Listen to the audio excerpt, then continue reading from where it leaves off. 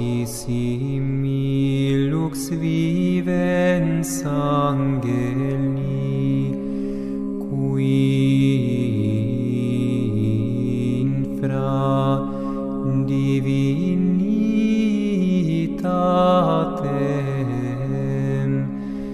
divinos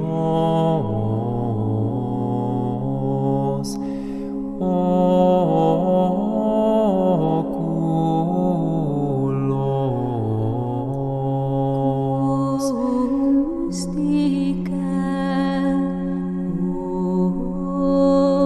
obscuritas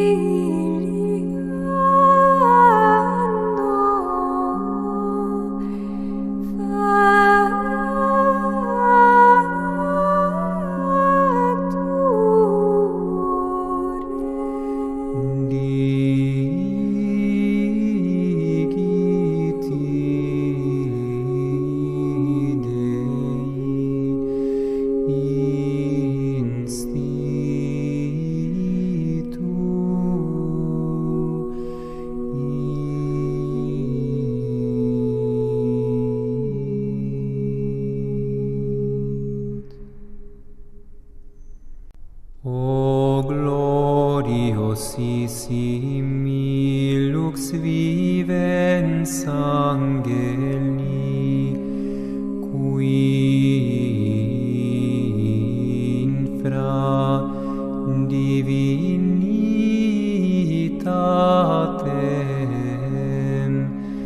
divinos oculos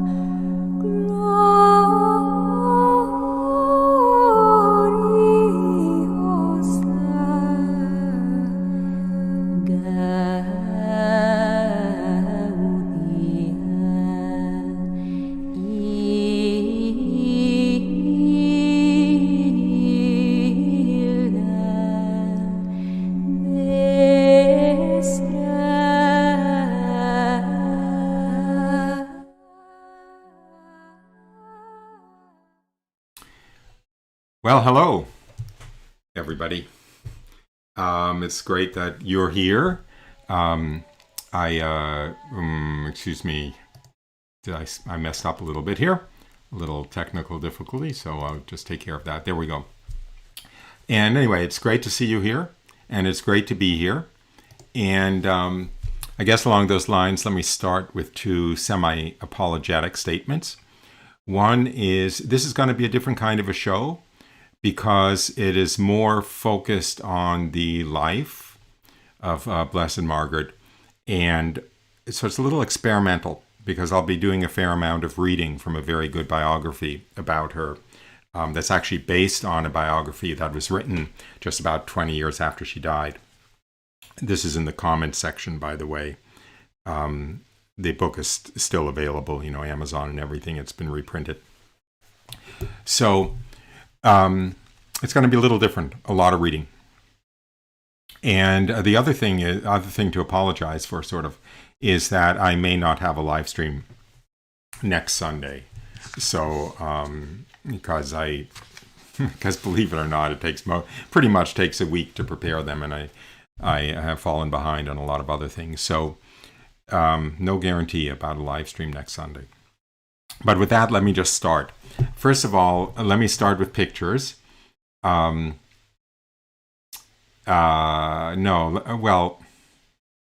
getting confused. Why? Yeah, I'll just start with the pictures. What the heck? She is her life. She was her dates are 1287 to 1320. She died at the age of 33. Yes, just like Jesus died at the age of 33. It was part of her union with him. And 1320 is a long time ago. It's 700 years ago. And during her life, she was very ugly. I'll be talking a lot about that. However, all I can say is 700 years after we die, we should look so good. Okay? That is her. Recently, she is incorrupt. She is in a glass casket under the altar in the church in Castello, which is the town where she lived most of her life. I'll show a picture of the interior of that church. There you can see her stretched out there under the altar. And again, if you zoom in on her face, this is what you see. And it's not a reconstruction. It's not a mask. It's not a little, modeling clay placed over the bones to flesh things out, excuse the pun, and make things look better. That is really, really her. And I also have a picture here. Actually, I have a number of pictures of her, but there she is under the altar. And you can also tell her height, not from the picture, but from the corpse. She was about 4 feet tall. She was a dwarf. I'm not sure whether she was a dwarf or a midget. The contemporary account said that her head was disproportionately large for her body, but I don't know technically. I'll call her a dwarf, but I'm not even sure I even know the technical definition that defines the difference. But in any case, she was about 4 feet tall. One leg was a couple of inches shorter than the other. So she would have a serious limp. She was very seriously hunchbacked, and she was blind. So she was blind, crippled, hunchback, dwarf, and famously ugly. I think she's quite beautiful in a way in death. She's certainly a whole lot better looking than we're going to be 700 years after we've been buried. But you can probably see that she wouldn't have won any Miss America contests. Anyway, so that is... Obviously, the rest of the show will be about her. Why did I choose her? I chose her in part because she had the most rejection in childhood that I have ever heard of. She had the most torturous, unloved childhood imaginable, and yet she was absolutely filled with joy and filled with piety, of course, and filled with charity for others. And her joy came, she said, because God so loves us. So she was completely filled with the consolation and sense of worth and desire to please God that came from understanding how much God loves us. And I think it's very beautiful to see that as the antidote for unlovedness, which I think in these days actually more and more people are suffering from a fairly unloved childhood with all the broken families and divorces and, God forbid, abortions. As a matter of fact, when I was at MIT, I had a good friend, a young woman, who was actually the result of an unsuccessful abortion. Her mother had actually tried to terminate the pregnancy, but the abortionist failed and she was born nonetheless. And she knew this. I'm not saying there are a whole lot of people in that situation around, but there's certainly a whole lot of people who aren't loved as they deserve to be loved, as they should be loved, and as they would need to be loved to be formed properly in their heart and in their mind and in their spirit. And St. Margaret of Castello shows us the antidote to that. Now, so another way of saying, why did I choose her? Oh, by the way, she's also the patroness of the pro-life movement, since she is the poster child of an unwanted child. I'll get into that soon when I talk about her biography. So another way of saying, why did I choose her, is I found some cartoons here. The annual convention of functional families, and you can see it's an empty auditorium with two small families. When I showed that cartoon to my wife, she said, "That's wrong. It should be an empty auditorium. Why are there any people there at all?" And again, another cartoon sort of along the same lines. Fortunately, this is a therapist saying, you weren't screwed up by a dysfunctional family. You were screwed up by a functional family. So to a greater or lesser extent, I think we're all screwed up by our families, whether they are functional or dysfunctional. So that's one reason for the inspiration for doing the show. The truth is, I don't know why I was inspired to do a show on her, but I just felt overwhelmingly that I should. Okay, so now, as I said, she died 700 years ago, so one might think, all of these details about her life and the miracles during her life and so forth. Well, that's just hagiography. That's just, pious legends and so forth. How can we know about what happened 700 years ago? And you're right, we can't know about what happened 700 years ago. But we sure can know about what happened 20 years ago or 15 years ago or 10 years ago. And her first life, she was so notable during her life as a saint that the first fairly extensive biography of her was written, I think it was about 10 or 15 years after she died. It certainly was no more than 25 years after she died, and was written by a Franciscan friar, if I'm not mistaken. And he could talk to the people involved. As I said, Margaret of Castello died at 33. The people in her life were certainly around to be talked to, the people who received the miracles from her, who were present at the miracles that she was involved in, that knew her and knew her charity and so forth. They were around to be spoken to. And not only did he write that biography, I think it was about 1330, so about 10 years, let's say, after she died. But about 15 years later, I think it was 1348, another priest decided to debunk this, that this was just urban myth, and she could not possibly have been that holy or performed all those miracles or whatever. So he set out to write a biography, a critical biography, debunking the legend, so to speak, or her reputation. And he had a 180-degree turn. And when he researched it, and again, a lot of the people were still around and alive to be spoken to, his biography was just as hagiographic, made her just as much of a saint and recounted the same things. And then there were several other versions of her biography written in the 14th century still. And then finally in 1599, St. Robert Bellarmi was a saint. He cleaned up the process and the education for people who became priests, actually. That's what he's really famous for. The Pope asked him to look into her life with a view to canonizing her, and then, beatifying her. And then she was finally beatified in the very beginning of the 17th century after Bellarmine's research showed that she really was a saint. So that's why I have a lot of confidence in the account of her life. Now let me read a little bit about about her incorrupt state there, and why. Oh, I see why. Okay, good. I can actually be here with her, so to speak. So let me pull her up again, and this time I can stay in the corner there. Good.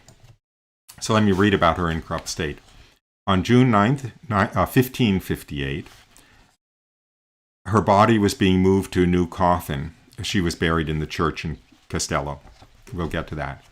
Her body was being moved to a new coffin because the original one was rotting away. It had been, over 200 years.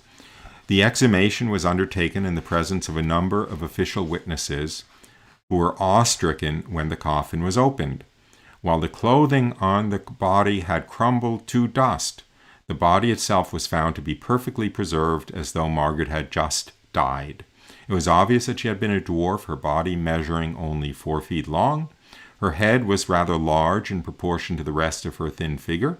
The forehead was broad, with the face tapering to the chin. Her nose was quite prominent, and her small, even teeth were serrated at the edges.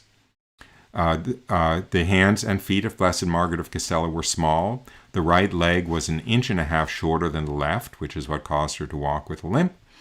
The body was thoroughly examined by physicians who declared that no chemicals had been used to preserve it.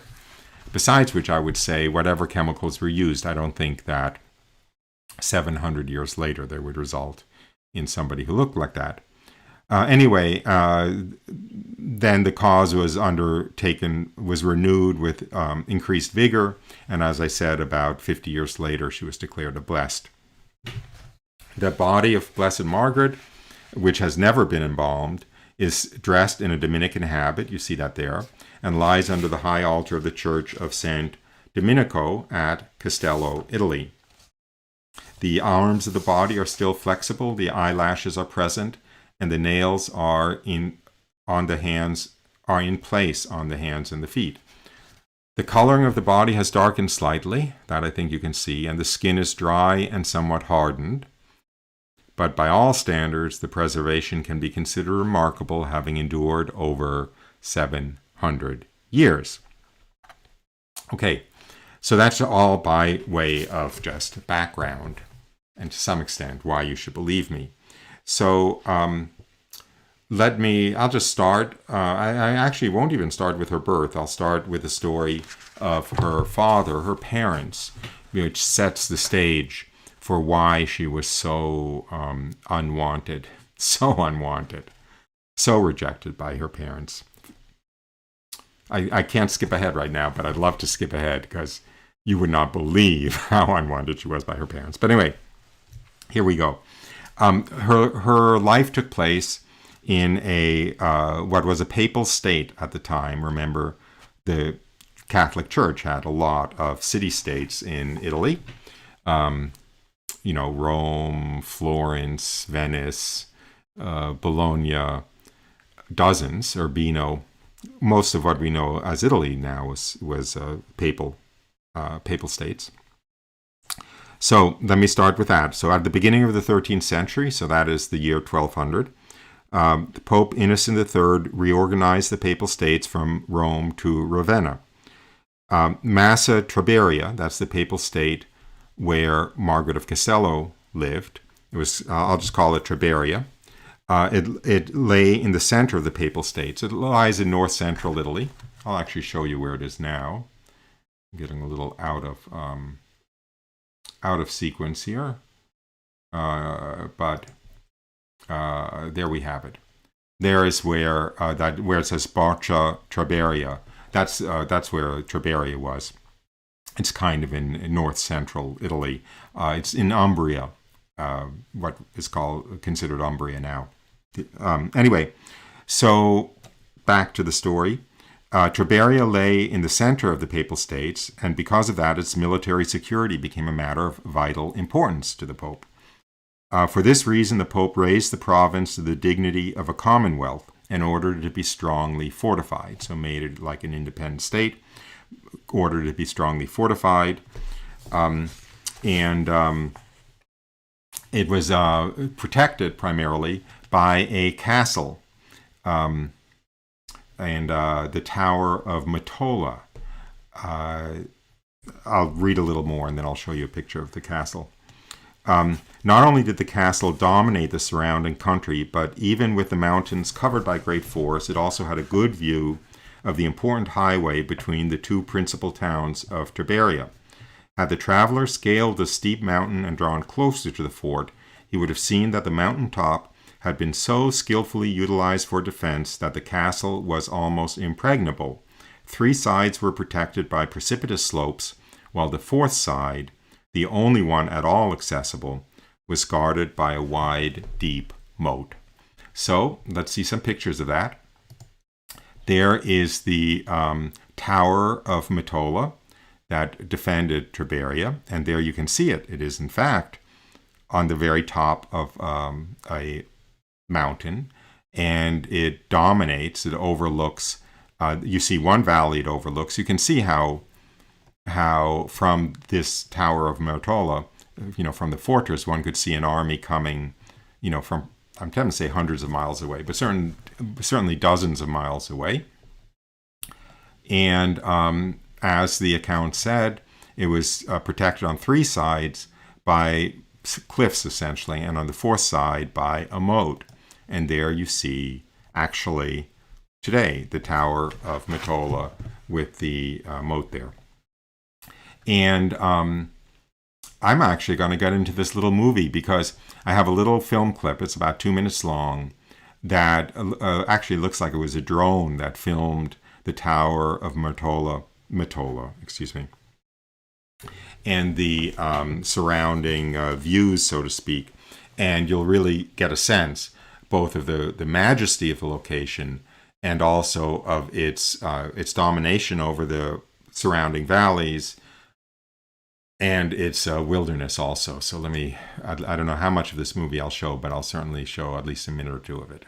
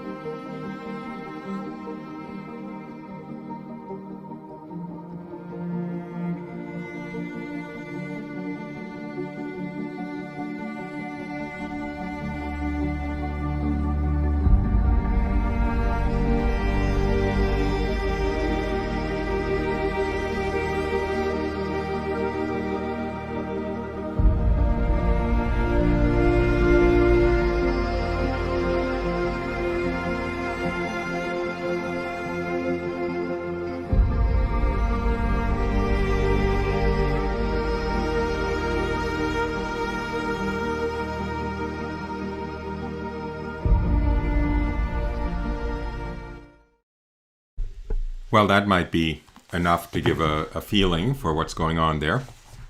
It obviously shows what I said it would show.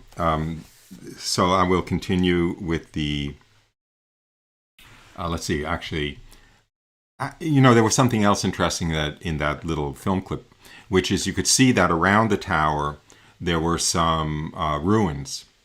And in fact, there was a small settlement that was sort of like part of the fortress.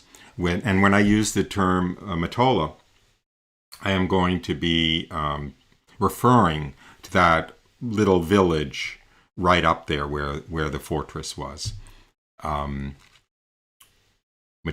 yes. Okay, so back to the text. The frequent attempts by neighboring republics to capture the castle of Matola. I'll just get back to a normal screen here. Attest to its strategic importance. One of these efforts, made by the Republic of Gubbio at the middle of the 13th century, was successful through treachery, and possession of the fort remained in their hands, that's the Republic of Gubbio's hands, for nearly a quarter of a century. The State Council of Tiberia, on the death of their aged captain of the people was essentially, I don't know what the right word would be, the ruler of the Commonwealth, selected his son, a young officer named Parisio, as his successor. Now, Parisio is going to turn out to be the father of Margaret. So that's why he's coming into the story. And so basically the story is that it was an independent city-state. It was conquered by a neighboring papal state. Apparently there was a little conflict even within the church. By a neighboring papal state, Gubbio, and it was held by Gubbio for about 25 years. And of course, the natives of Tiberia wanted their independence, wanted their freedom, and so it was a really big deal to try to recapture their freedom. Continuing with this story, the new commander proved himself to be a fearless and capable soldier. One of his first acts was to lead his army up the heights of Matola and lay siege to the fortress. Such was Parisio's military genius that he successfully stormed the fortress. The regaining of this stronghold, which was in the heart of the southern half of Massa Tiberia, made Parisio a national hero. The enthusiastic natives, in gratitude, bestowed upon their victorious leader the fortress and the extensive estate of which it was part. It was to this mountain stronghold that Parisio brought his young bride, Amelia. So there you have the setting.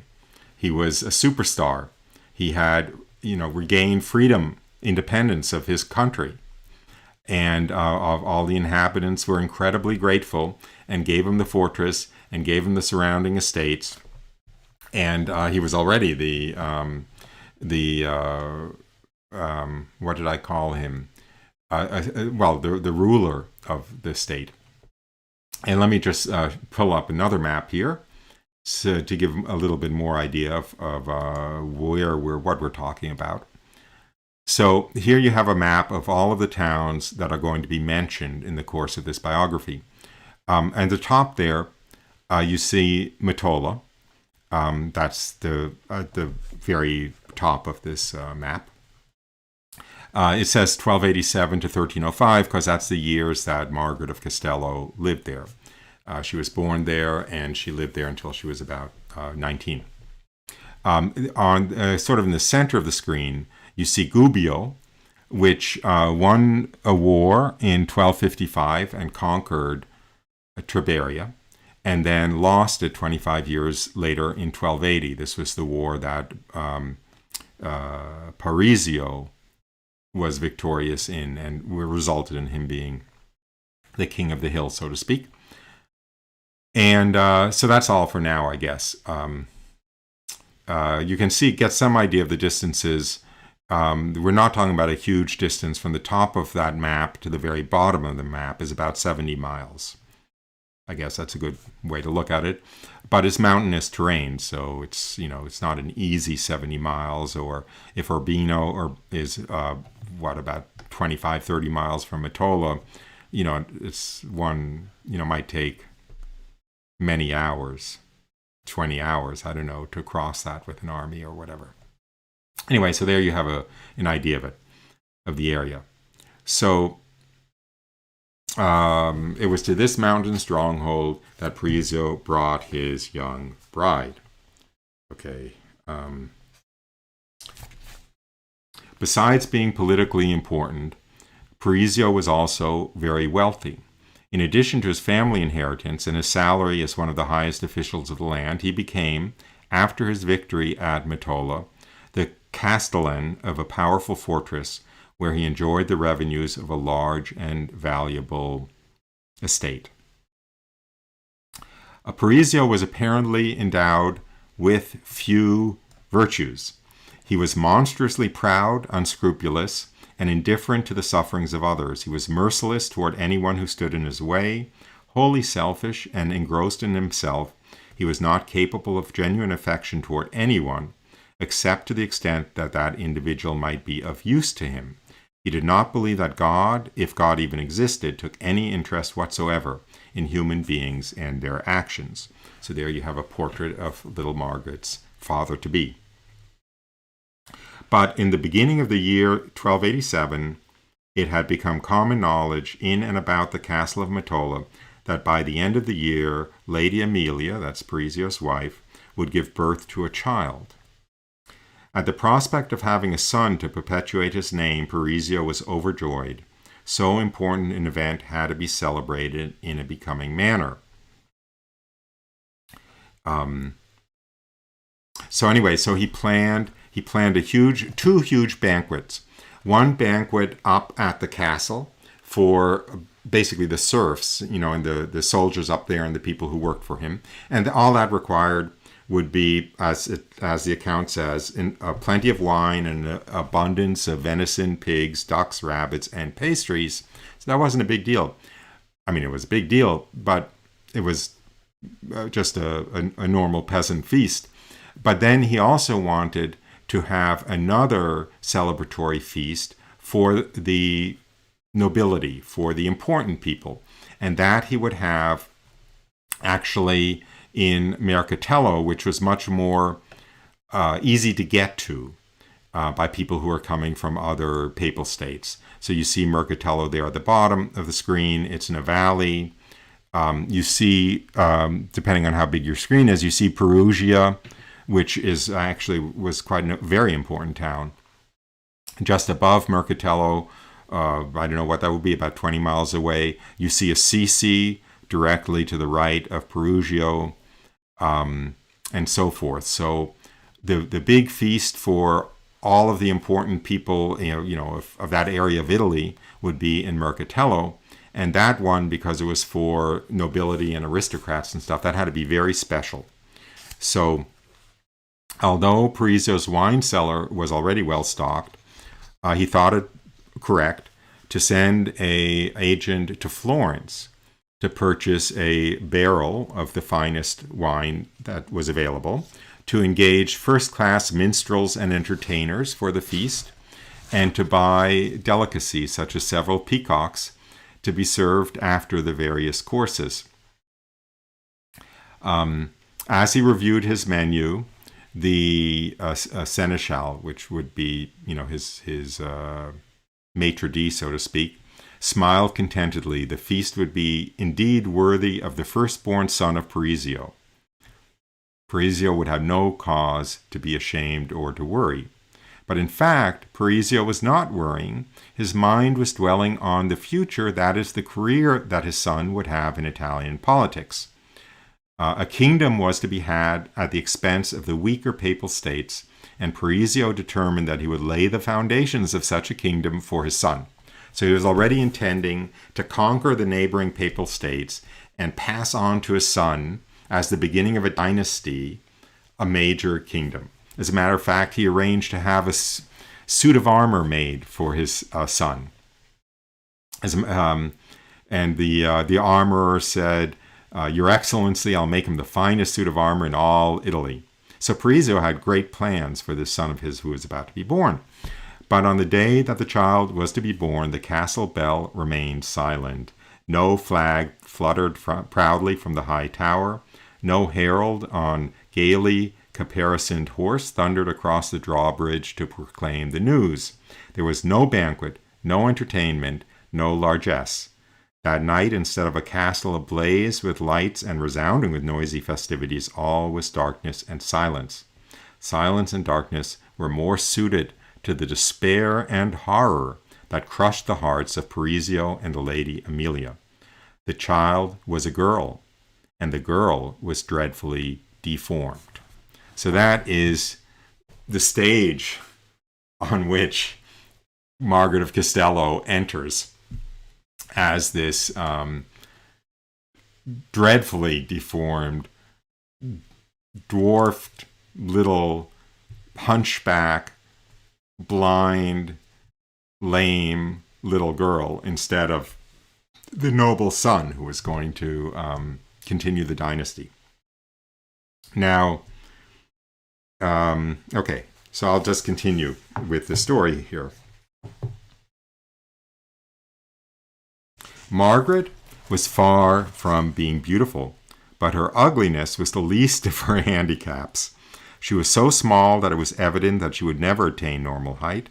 In addition, she was severely hunchbacked, and the right leg was much shorter than the left, so it was obvious that the girl would be lame. All this was bad enough, but a week or so after her birth, her parents discovered that she had still another handicap. She was totally blind. When the parents had recovered from the initial shock, they agreed that their misfortune should be kept a profound secret. Of course, the birth of the child could not be concealed, but the news was given out that the baby was sickly and not likely to live, and this was the excuse given for the absence of any celebration. And it also explained at the same time the obvious distress of the parents. However,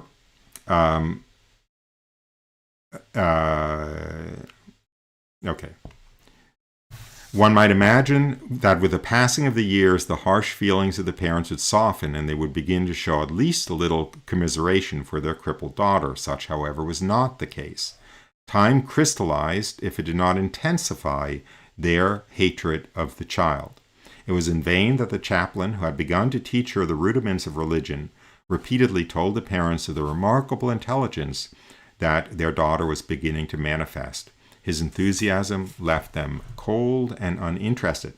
By the time she was 5 years old, Margaret knew the name of every man, woman, and child at Metolo. She could make her way unassisted through the various passageways of the fort and the corridors of every building. As she was a friendly little creature, she made regular visits to everyone. There was only one place she carefully avoided. It was the quarters where her parents lived. She had been emphatically warned to stay away from this part of the castle, as her parents did not want under any circumstances to see her. Okay, she's 5 years old. She is very friendly. She's very intelligent. She's actually the darling of most of the people who live in the castle. But her parents would not touch her with a 10-foot pole, and the one place in the castle that she was strictly forbidden from going anywhere near was the section where her parents lived. Then disaster strikes. One day, when she was 6 years old, visitors came to Metolo, but through forgetfulness, Margaret's nurse forgot to warn Margaret to stay in her room. The child, as was her custom, went to the chapel to pray. On her way, she met one of the women visitors who was moved with pity at the sight of the crippled child. "Are you blind, little girl?" "Yes, your ladyship." The visitor was astonished. "If you cannot see, how do you know I am a lady?" "Because you do not speak like the wives of the soldiers. Your voice is like that of my mother or of Lady Gemma." The lady's astonishment grew greater. "Your mother? What is your mother's name, dear?" Okay, so this would be absolute disaster. The secret would get out. I forgot to mention, the people in the castle, of course, knew about little Margaret, but they were sworn to secrecy, and Parisio was so cruel that they knew they'd be essentially tortured to death if they peeped a word of what was going on with their daughter. So the only people who knew were the people in the castle, and they were sworn to secrecy. And the people in town and so forth knew nothing about the little girl's existence. So this visitor, was in a position to spill the beans and, in the eyes of Parisio, ruin his life, actually. Bring him horrible shame if the word got out about his daughter. So anyway, this visiting lady had just said, "Your mother, what's your mother's name, dear?" So that would be the end of the world. But just then the nurse comes running in and she saves the day, and she hustles off little Margaret, and the lady never finds out her mother's name, so the lady does not know what's going on. However, this terrifies Parisio and Amelia, that is Margaret's parents, because if this happened once, it could happen again, and it would be the end of the world. So what are they going to do about it? Well, it turns out that a few days earlier, the chaplain had been telling Amelia the story of Saint Viradiana. Now, Saint Viradiana was a holy woman who wanted to be an anchorite, and she had herself walled up in a cell, bricked in so she couldn't leave, that was adjacent to a chapel with just a little small hole in the wall through which she could assist at Mass, and receive communion. So Parisio remembers this story that he heard the chaplain tell his wife, and he asks her about it. And in the description of the cell that Saint Viradiana had, the cell had a tiny window. This is the wife speaking to Parisio now, describing the cell of Saint Viradiana. The cell had a tiny window through the church wall, so that the recluse could see the altar and attend Mass, but not be seen by the congregation. On the other side of the cell, there was another small window through which food was passed into the saint. The second window had a black curtain hung in front of it, so that no one could see the saint. The chaplain said that she lived there for more than 30 years. Okay? And then Amelia's going on. And on one occasion, St. Francis of Assisi, never mind the rest, interrupted Parisio testily. Do you know, I think our chaplain has solved the problem for us. So that is the solution. As soon as he heard of this, Margaret's father decided, this is the solution to what we're going to do with Margaret. Parisio continues, "My good wife, we will build a small cell next to the church, just like Saint Viradiana. Then we'll install Margaret in a cell and make a recluse out of her." Okay? And that is exactly what they did. And that cell still exists, and that little church still exists. Now, the chapel, let me bring up some pictures since I'm so talking about this. Okay. Here is the chapel that they attached the cell to was not the chapel of the castle. It was in the woods about a half a mile from the castle, so that it would be more isolated, and so that no castle visitors might, I don't know how to put it, but have any even indirect contact, know about the cell and so forth. So here is the actual chapel from the 13th century and the cell they built. Now, it's not easy to see what's going on. Let me pull up a little modified version of that slide. Here, you see the green highlighter that I drew down there. To the right of that, you see the Symmetric Chapel. And you can actually see it's a different stone. It looks like they're smaller stones. It's completely symmetric, and that was the original chapel. And then they added on that little lean-to masonry cell on the left side of the picture. It's got a door now, but it didn't have a door then. And they placed the 6-year-old child in that stone cell, and they bricked it up. So she was absolutely in there. And she spent the next 13 years in there. Almost no human contact, no contact at all from her parents. But she could see the tabernacle through the little window. She could assist at Mass. She could pray there, of course. She could receive communion. and food was brought to her through a hole, on the opposite side of the cell, a hole in the outside wall of the cell. So there you have the real chapel, the real cell of Blessed Margaret of Castello. And I have another movie for you. And this one I'm also going to show. I don't know if I'm going to show the whole movie. It's just a little 2-minute clip anyway. But you can see, because again, it uses a drone and looks down from above, you can see how isolated the chapel is and how distant it is from the Tower of Mottola itself. And you can get a sense of the isolation of Blessed Margaret. And it's also a lovely little film clip. So here we go.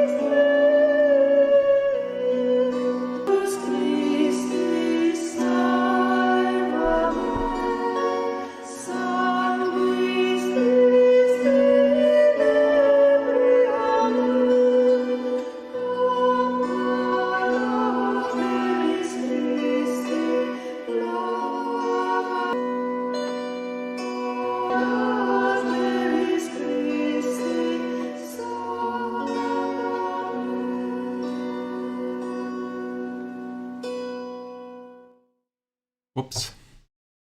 That's not what I wanted.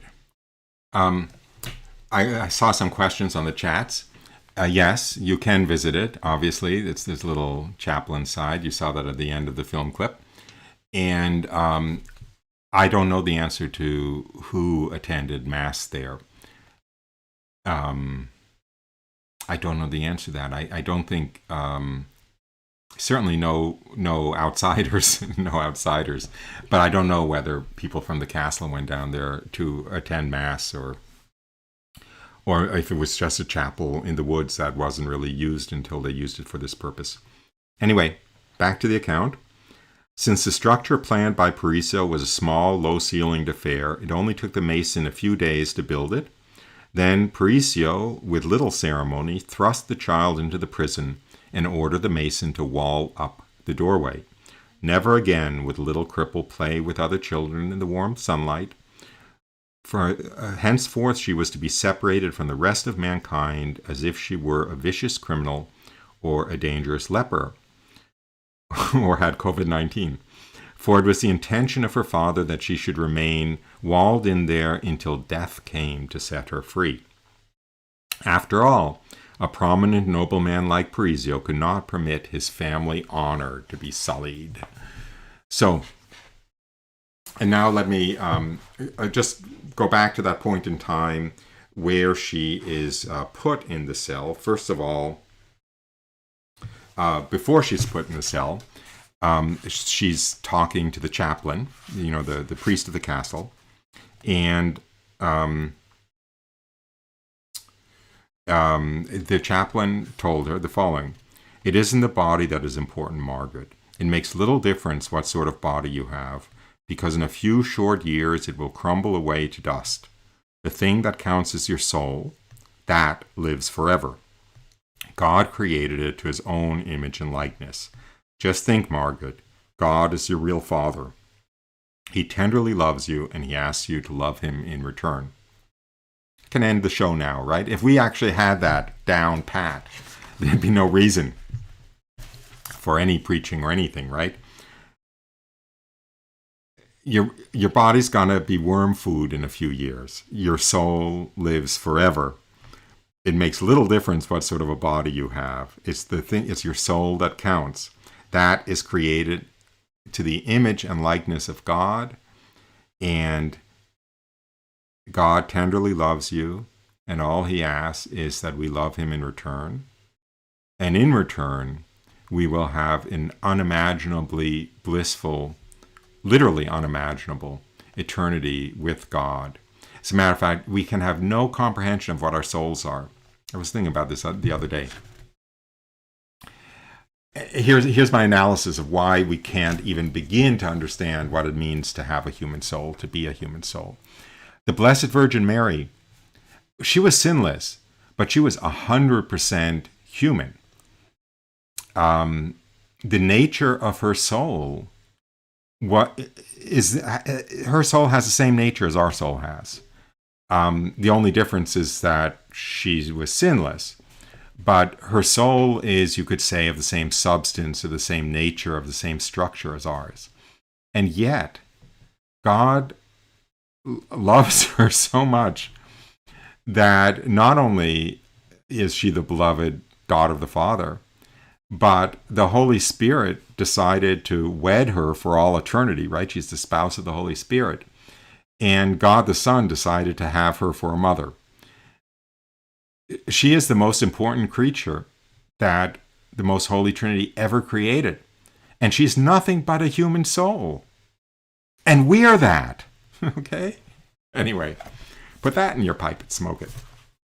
So anyway, this is a very beautiful little quote from the castle priest that I want to read. Now, there's another scene that I want to read from the biography, which is when word got out in the castle of what Parisio was planning to do, because of course they were very fond of little Margaret, the people who lived in the castle. They got really indignant. They got extremely indignant. In fact, the chaplain actually confronted Parisio with, "How could you do that? How could you do this? This is horrible. This is terrible." Parisio's response was, "Another word out of you, and I will have your tongue ripped out of your mouth." Anyway, the chaplain knew that was not an empty threat. Okay, so that's how mean Parisio was.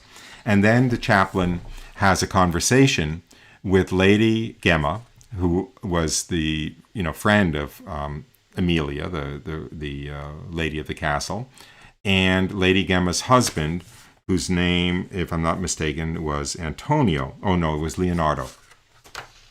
And I will recount that little conversation. First of all, Leonardo is saying, well, at least Margaret doesn't know that she's different from all other children and so forth. And his wife says, "No, that's not true. One day I kissed her and I told her how much I loved her. She asked me, wondering, 'But how can you?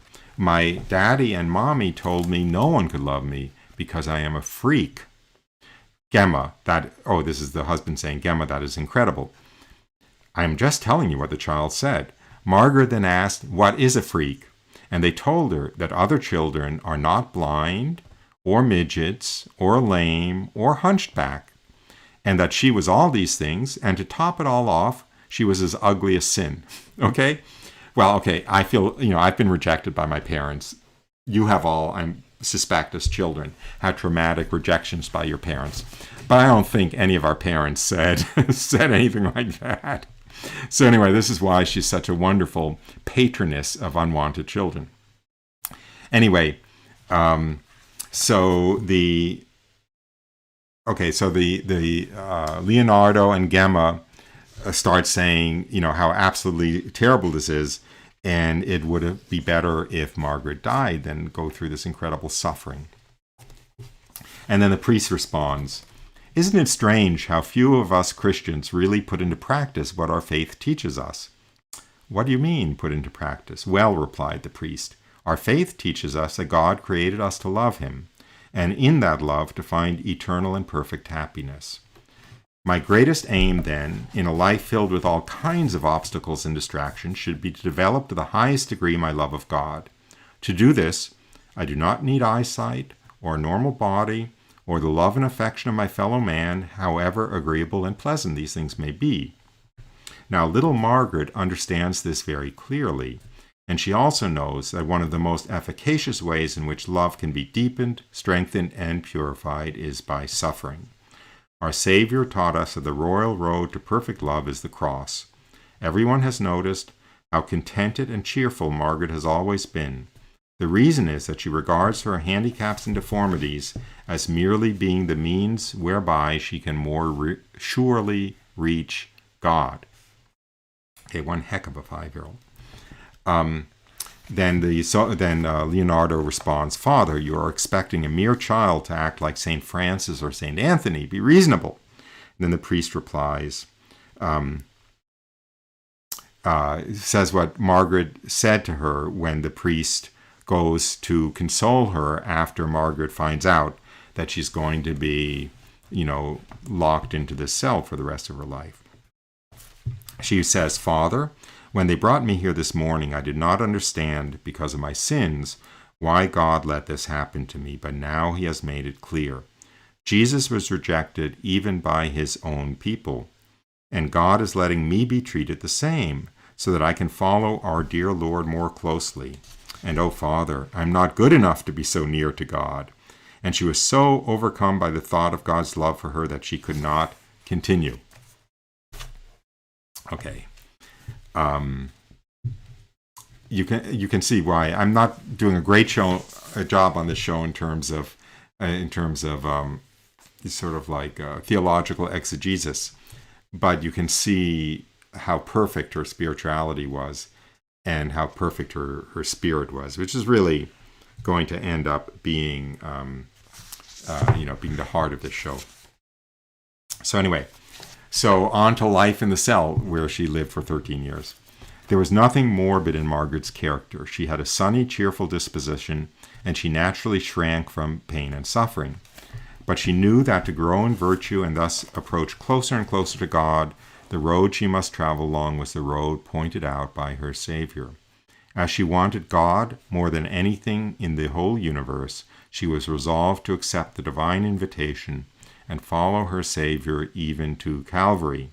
Hence, although the action of her parents was an agonizing blow to her, Margaret realized that God had permitted this to happen for her own good, and she forced her reluctant human nature to accept the blow as a special gift from God. More than ever, she neglected nothing whatever that could help her gain her objective. She not only accepted the sufferings inflicted upon her, but she even sought suffering. Thus, she bound herself at the age of 7 to a strict monastic fast that extended from the middle of September to the following Easter. But this was not enough penance for the young, ardent lover of God. She devised a fast of her own to cover the rest of the year, that is, from Easter to the middle of September. During this period, she fasted 4 days a year, 4 days a week. 4 days a week. On all Fridays of the year, the only nourishment she would accept was a little bread and water. Still, she was not satisfied that she was doing enough. She somehow secretly obtained a hair shirt and began to wear the penitential garment before she was 7 years old.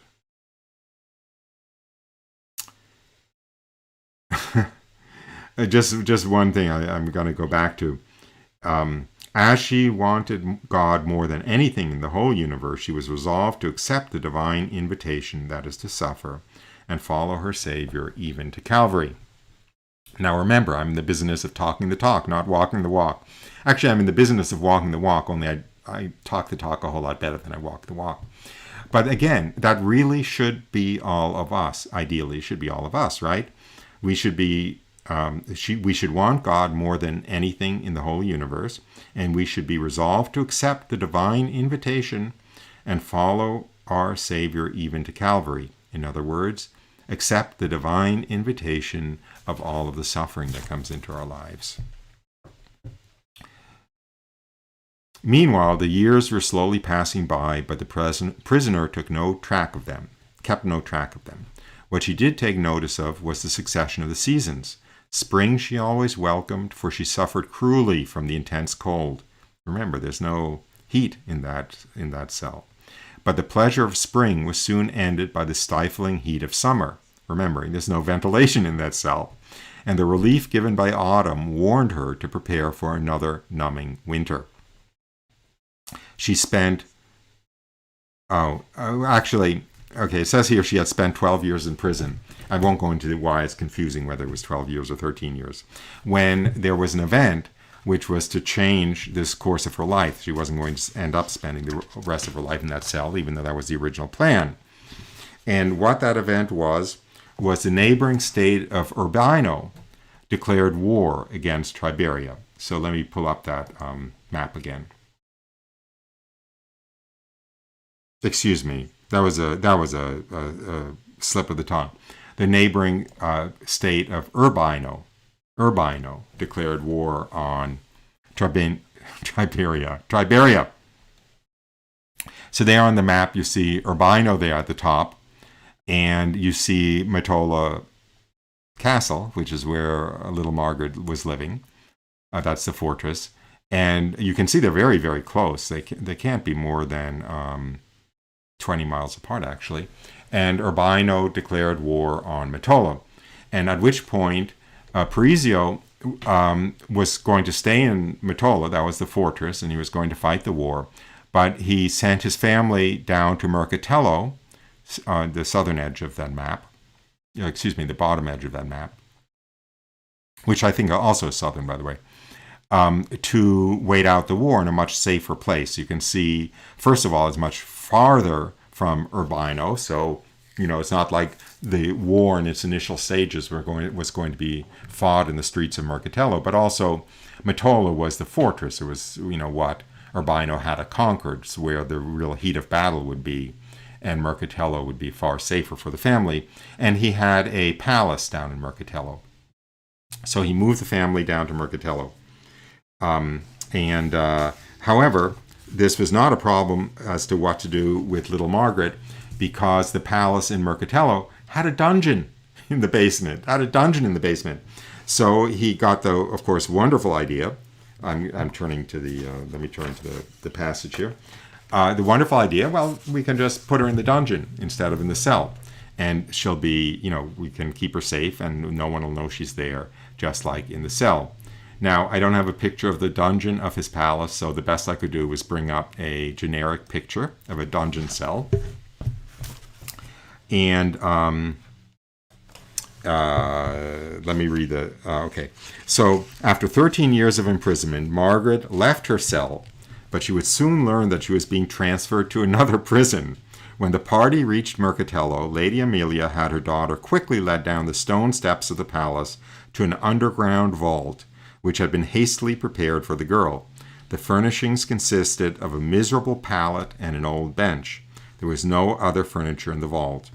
Then, as if to conform to the custom in most jails, she was briefed on the regulations of her new prison. Food would be brought to her twice a day. If there was anything she wanted, she was to wait until mealtime to state her wants. Under no circumstances was she to call out. At all times, she was to preserve absolute quiet. When the rules had been stated, the heavy wooden door of the vault was slammed shut, the bolts were shot into their sockets, and Margaret once more found herself alone. Here at Mercatello, Margaret suffered more intensely than ever before. During her long captivity at Matola, she had been sustained by the consolations and helps of her religion. Mass, the sacraments of penance and Holy Eucharist, the visits and encouragement of the chaplain. Now at one stroke she was deprived of all this, and the void it created plunged her soul into agony. The medieval biographer observes that the evil one was desperately endeavoring to break the girl's spirit by this accumulation of trials. But although Margaret was severely tried by the ordeal, her faith and courage enabled her to emerge victorious, but she would need even greater and greater courage for the tragedy that was approaching her. Now I see a question from the chat stream. Did she have any brothers and sisters?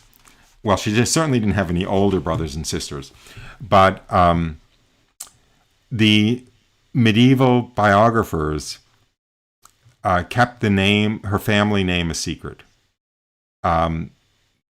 because they did not actually want to be killed, because it was a very, very powerful family. This is medieval Italy. It was a powerful family, and this cast shame on the family. So even, 2 generations later, if some biographer said, and by the way, this is the I don't know, good Italian name, the Parisi family. Parisio Parisi was the guy. Patrizi, is the name of that aristocratic family in Italy. Then, the grandson of Parisio might come and kill the biographer for casting shame on his family. So although the name of the family was known, and we know the name was known, it was kept secret. In other words, they discovered the name, but they never revealed the name in any of the biographies. So I think because of that, we don't actually know what followed in the family in terms of more children later, or maybe, who knows? Maybe after what happened. It's pure speculation. I have no idea. Okay, so now she's in that cell. And she's in that in that dungeon, and she's in that dungeon for about. Let me pull myself up again. She's in that dungeon for about a year and a half or so, when something happens that results in her being let out of that dungeon. And what happened is, as I said, there was the war with Urbino.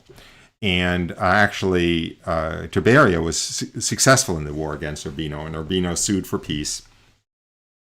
And there was a cessation of hostilities. And at that point, some pilgrims passed through town, that town being Mercatello. And they told the story that in a nearby town, Castello, there was a very holy Franciscan monk who had recently died. And there were miracles and miracles and miracles of healing taking place at his tomb. His name was Friar Giacomo, and, flocks of pilgrims were going to his tomb and praying for healings and getting miraculous healings.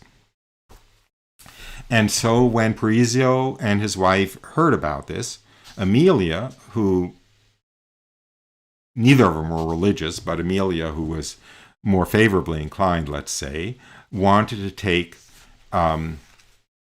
Margaret to this shrine, to the tomb of this friar, and pray for miraculous healing. Let me turn to the relevant page here. Okay. So here's the conversation. Amelia to Parisio. Why don't we take Margaret to Castello? Who knows? Perhaps she will be cured both of her blindness and her deformities. At least there is a possibility. Well, Parisio's initial response is, you got to be kidding. Miracles don't happen, get lost, what a bunch of nonsense. But then all of a sudden, he turns around completely. And he suddenly thinks it's a great idea. And he says, great, we'll go. Today is the 20th of September. Can you be ready by the 24th? Good. We will depart at early dawn before the citizens are astir, so no one sees the deformed young lady now. Actually, she's about 20 now. Of course, Parisio, this is the wife speaking, we have no assurance that Margaret will be cured, but I have heard that the Franciscan friar declares that all one needs is faith. Margaret certainly has plenty of that. Anyway, her husband's in great humor, and he says, remember Thursday morning at early dawn, Amelia. As a matter of fact, I know that this pilgrimage will definitely solve our problem. Now, what explains his instant turnaround and his enthusiasm for doing this, I think is quite clear, is that he figures that he's going to get rid of Margaret on this trip. Okay, I don't know how he was planning to get rid of her, whether he was, planning to have his soldiers, because they went over there with a big troop of soldiers to protect them, against brigands in the forest and stuff on their way to Castello. I'll bring up that map again. Whether he was planning to have her killed, or whether he was planning to abandon her in Castello, or what. But I don't think he suddenly became a believer in miracles when he said, I'm sure that this will solve all our problems. I think he thought it was a way of discreetly getting rid of Margaret for good. So anyway, they leave on that Thursday morning early for Castello. There's this map again, and you can see, as far as I could tell, it's 42 miles from Mercatello to Castello. But it took a very hard day for them to get there because, of course, there's mountain paths and so forth, and they had a contingent of soldiers along. So they get there at the end of the day at Castello. They spend the night in the inn, and here's the conversation that takes place between Margaret and her parents. Tomorrow morning, Margaret, said Parisio, your mother and I will take you to the Franciscan Church. We can go to confession and receive Holy Communion before we pray for your cure. Lady Amelia stared in astonishment at her husband. Confession? Communion? Noticing her stunned look, Parisio gave her a reassuring gesture. With relief, Amelia realized the talk about the sacraments had been solely for their daughter's benefit. I want you, my dear child, continued Parisio, to pray tonight and tomorrow morning with your whole heart and soul for a complete cure. You will obey me in this matter, won't you, Margaret? Oh, yes, Father, with all my heart. It was the first time in her life that her father had called her his dear child. Never had her parents spoken so kindly to her, and what was more important to her, never had she heard them mention confession and communion until this day. She was so happy that tears of joy began to trickle down her cheeks. How fortunate she was to have such wonderful parents. She would soon learn just how fortunate she was and how wonderful her parents actually were. Okay, so that sets the stage, and the next morning the little group went to the church at the hour of terce, and although the blind girl never suspected it, she was the only one who went to confession and received Holy Communion. In other words, her parents, weren't about to do that. When the Mass was over, her parents stationed her as close to the tomb of Friar Giacomo as they could get her, and again whispered their command for her to pray with all her might. They then withdrew some distance from the shrine because of the crowd. Their daughter, they noticed, quickly became absorbed in prayer, utterly unmindful of the noise and confusion about her. After watching her for some time, they grew bored and went for a stroll around town. They came back an hour or two later. They saw Margaret still wrapped in profound prayer in front of the tomb, unconscious of the bustle and confusion about her. And they approached her and, of course, noticed that no miracle had taken place. Amelia was on the verge of tears at that point, and she says, what are we going to do with her, Parisio? We cannot take her back to Mercatello. No, that is out of the question. Since God is not going to help us, we shall solve the problem in our own way. Come. Without so much as a glance at the church where their daughter was, they returned to the inn. Their escort was notified to get ready to leave. Parisio settled the bill, and the party rode out of the city by the northeast gate, the Porta Sant'Egidio. The blind cultivate their sense of hearing to such a degree that when people approach them, they can usually recognize their different friends merely by listening to their footsteps. During the remaining years of Margaret's life, she would hear the footsteps of thousands of people, but no matter how long or how attentively she would listen, never again would she hear the footsteps of the two persons she knew so well. For the noble Lord and Lady of Matola had abandoned their daughter. So they had left her at that church, gone back to Mercatello without a word to her to let her know what's going on, and just abandoned her for life in that church. Blind, crippled, lame, hunchback, ugly, dwarf, without a penny, without any idea of what's going on. And I do have a picture of the church. I have a feeling the church was rebuilt. That doesn't look like it's a 13th century church, but there is the church of Friar Giacomo in Castello. And let me continue. Okay. Let me take... are you guys tired?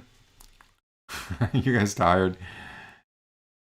I'm a little tired. I'm a little hoarse. You know what? I'm going to do what I sometimes do. I'm going to take like a 3-minute break just to catch my breath, really. Because we've left her. We have come to a kind of break in the story. And we've left her. Her childhood is behind. She's been abandoned at this church. She's about 20 years old. And next stage of her life. So with that, let me pull up a dead screen. Actually, one of those wait screens. And it'll have the music again. And I will be back. I will be back in about 4 minutes. If you guys want to get a drink or refresh your scotch and soda or go to the bathroom or whatever. And I'm going to perhaps have a little tea to get my voice back. So I'll be back in about 4 minutes. O gloriosissimi lux vivens angeli, qui infra divinitatem divinos oculos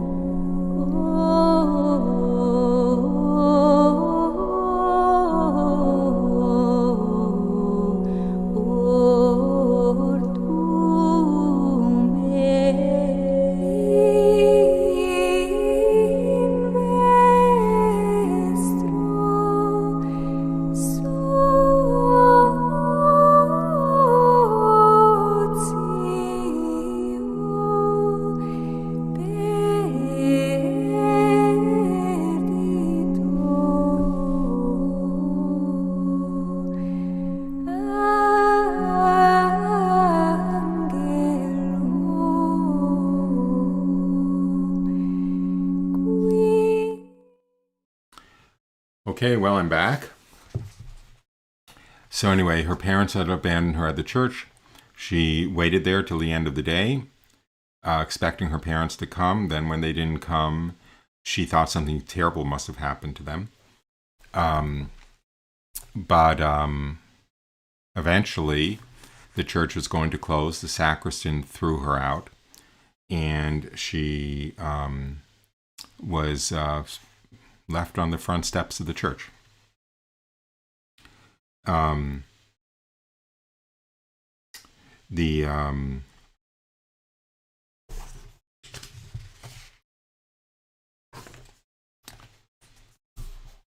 Okay, so anyway, there's nothing she could do. She's blind. She, needless to say, doesn't know anyone in the town. She doesn't have a penny. She doesn't even know the name of the inn where she had been the night before, where, you know, she might be able to pick up some thread of what's going on with her parents. And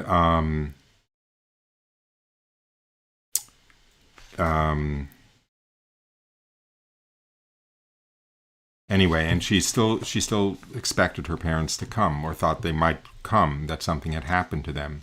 And so she wasn't going to go away from the church because she wanted to be there when they finally did show up. So anyway, so she spends the night on the steps in front of the church. And the next morning, very early, a couple of beggars come up to the church to take up their normal position in front of the church for the first, mass goers who come in the morning. The beggars want to be for them, and this is their spot. So they're pretty indignant that it looks like there's another beggar there, that nobody knows from Adam, that has stolen their prized spot in front of the church. So they actually advance towards her quite aggressively, planning to kick her out and tell her what's what. I'll pick up the story there. Angrily, the two advanced toward the intruder, but their hostility quickly ended when they learned that the crippled blind girl was not a beggar. They listened in surprise to the strange story of her parents' disappearance. Meanwhile, in the growing light, Alina is these two beggars who came up were a couple, and Alina was the wife, and Roberto was the husband.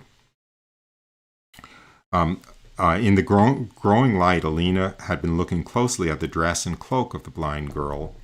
Pulling Roberto a little to one side, she whispered, "The clothes she is wearing are expensive. Her parents must be rich. Maybe we can earn a big reward by returning her to them."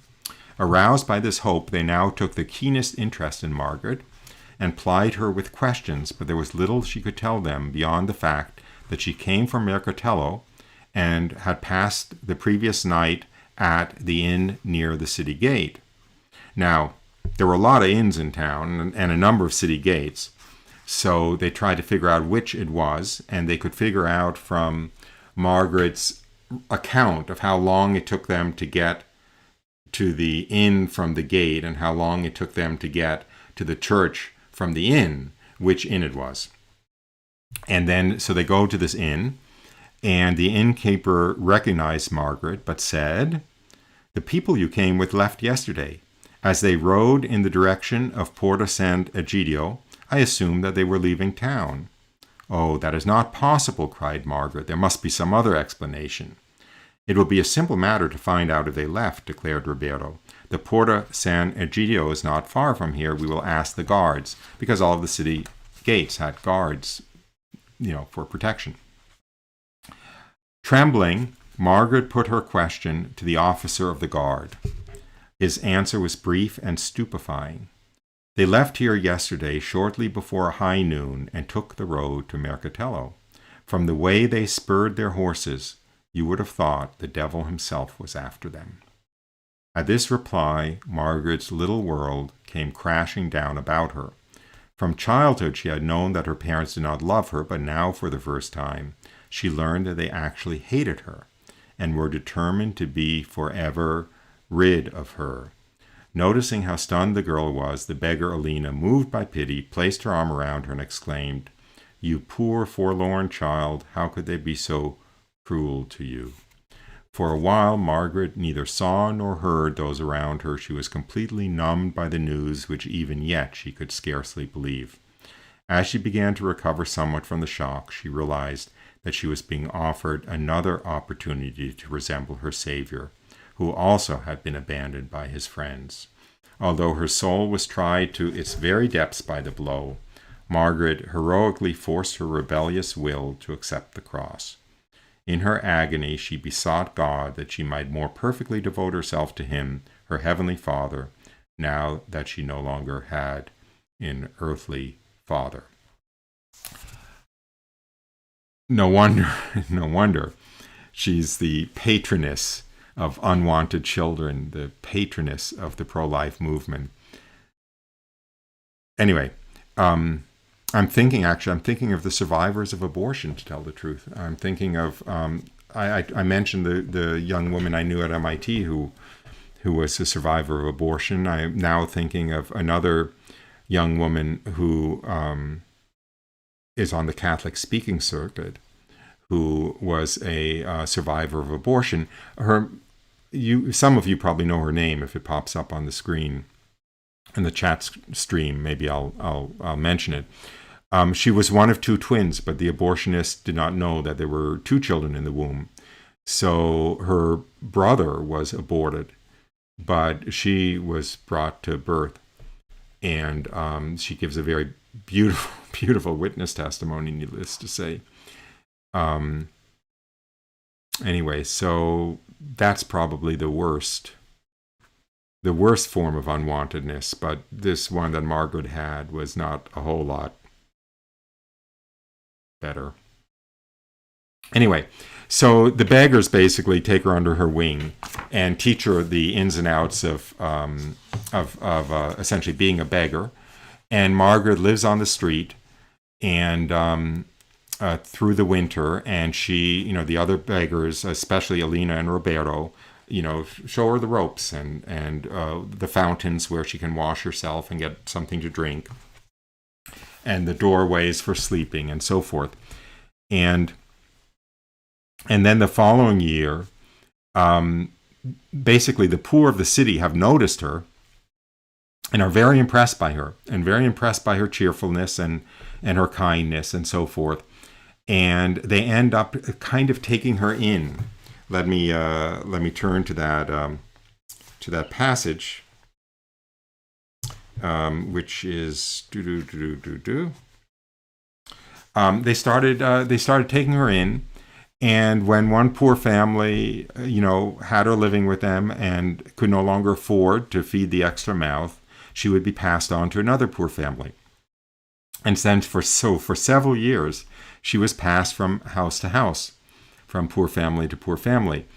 And by the way, the living conditions were extremely rude, as they say. These houses had essentially dirt floors, and probably everyone in one room, and screaming infants and filth and animals roaming around, and no sanitation, and they had no chimneys. Their cooking was a fire on a stone in the middle of the floor with no way for the smoke to escape. So, I'm reminded actually of Saint Bernadette in Lourdes, in Le Cachot, in the one room. Actually, it used to be a prison cell where she and her family lived. Horrible conditions, and she lived that way for a couple of years. And then a strange thing became apparent. It was noticed only after quite a while. Every home that offered hospitality to Margaret gradually underwent a marked change. Mario, the baker, and his wife had been forever quarreling. Now they were more tolerant of each other's faults. Pietro, the carpenter, and his wife had been completely discouraged by their persistent misfortunes. Now they were cheerful and optimistic. Neighbors who had been hostile to one another were now friendly, and irreligious families were at last devoting serious thought to the question of their eternal salvation. Nor were the changes that appeared to follow Margaret's stay at any house solely in the moral order. Destitute families invariably found out that, contrary to reason, their material fortunes had improved instead of becoming worse. When this phenomenon was noticed, the people attributed it to Margaret's asking God to reward those who sheltered her. These and similar stories were widely circulated throughout the town. Among those who listened with more than ordinary interest were the cloistered nuns of St. Margaret's Monastery, an old convent situated near the southeast gate of the city. Okay, so the word of this had gotten to the nuns in this monastery, and influential benefactors of the monastery represented to the nuns the plight of this blind cripple. They suggested that a girl of her refinement and character should not be tossed around from house to house, and that the proper place for her was in the monastery. These suggestions finally became so pointed that the prioress called a meeting of her council to discuss the matter. And to make a long story short, they decide to accept her. And she enters the convent, and she's in seventh heaven. What more could she want? The day on which she was conducted by her friends to the monastery and welcomed by the sisters into their community was a day of unutterable happiness for Margaret, as one can well expect. However, that's not the end of the story, because what happened was, when she entered the convent, Margaret took a vow to follow the rule. And the rule, had strict rules of silence. It had strict rules of poverty. It had strict rules of cloister and of not interacting with outsiders. And the convent had grown lax over the decades since it was founded. And the sisters were far from obeying the rule as strictly as it was. During the lifetime of the saint who founded the convent, when zeal and enthusiasm ran high among his followers, the observance of the rule was maintained at a high level. But after his death, it was inevitable, human nature being what it is, that there should have set in a slow, almost imperceptible lessening of the severe requirements and stern austerities of the primitive rule. This gradual decline had now been going on for some centuries. The average novice, noticing the discrepancy between the rule and the actual life of the nuns, would be reassured by the explanation, the rule was written ages ago. Today, one could not live up to it in all its details. Times have changed too much. Anyway, Margaret had taken a vow to follow the rule. She was going to follow the rule. She couldn't bring herself not to follow the rule. Her confessor agreed with her she could follow the rule. It made her hated by the other nuns. It made her hated by the prioress because, of course, she was showing them up, so to speak. And she ended up being thrown out of the convent, back onto the streets. Only now, the word is, of course, the nuns gave their side of the story. They didn't want to say, well, we're lax and Margaret wanted to do things right. They said, that she could not follow obedience, that she didn't have the self-discipline or the, orderliness or to be a nun. So they basically badmouthed her. So now she's not only back on the street, but she's an object of contempt. And little children are saying horrible things to her when they pass her on the street and stuff. And, you get the situation. So anyway, it's a really bad situation. Let me see where I can skip to here, because I don't want to go on forever, You guys are very patient to be listening. So anyway, however, over time, the people noticed actually that Margaret's behavior, some of the people noticed that Margaret's behavior was really good and the nuns' behavior was a lot less good. Among other things, Margaret refused to say anything negative about the convent or the nuns, whereas the convent was happy to say these negative things about Margaret and stuff. So she got some supporters. Anyway, moving on. It was while Margaret was the object of almost universal contempt and ridicule that she met the Mantelate. Her favorite church was the Chiesa della Carità, in the same southeastern part of the town as the monastery, and indeed not far from it. It received its name, the Church of Charity, from the fact that it was the official church of a society known as the Fraternity of Charity. At the time, the church was in the charge of the Dominican friars. For this reason, it was also the headquarters of the Mantelate. As Margaret came there every morning to attend Mass, it was inevitable that she should become acquainted with some of its members. Now, the Mantelate was essentially like third-order Dominicans. They were widows and older married women. They wore a full Dominican habit. They followed a rule. They had joined essentially a third order of the Dominican order. They still lived at home, but they bound themselves to a religious schedule of life, and at all times they wore the Dominican religious habit, and they wore a black cloak or mantella over the habit, which is why they were called the Mantellate. Now, since Margaret was going to Mass every day and praying probably all day long at this Dominican Church where the Mantellates was the home of the Mantellates, they noticed her, of course, and they knew her story of having wanted to join a religious order. So some of them suggested that she might join the Mantellate. And initially the prior wasn't going to let her because she was unmarried and young, and they had a strict rule that they had to be older because the prior didn't want any scandals, of a young woman who decides to leave this third order to get married or something like that. But eventually, given her purity of life and her piety, she was admitted as a Mantellate. And of course, that was also one of the happiest days of her life. And once she was a Mantellate, she was, once she was accepted as a Mantellate, she was no longer living on the street or living with very poor families, but some of the wealthier families in town took her in. First, it was the Offenducci and Macready families, and then the Venturino family. So she was basically like a permanent house guest in, again, like a palazzo, like a palace, like one of these rich person's mansions. Now, I will skip ahead to the when she's living with the Venturino family, which is the last home she had in this world, so to speak. And let me just see. I'm skipping a lot in the interest of time. By the way, I think you. I already put in the comments the name of this book and the author, and Amazon has it. It cost $3 when I bought it. Now I think it costs $10. But in any case, it's around, and it's really good spiritual reading. And it's very readable. And as I said, the author, maybe I didn't mention it, but the author was a Dominican priest.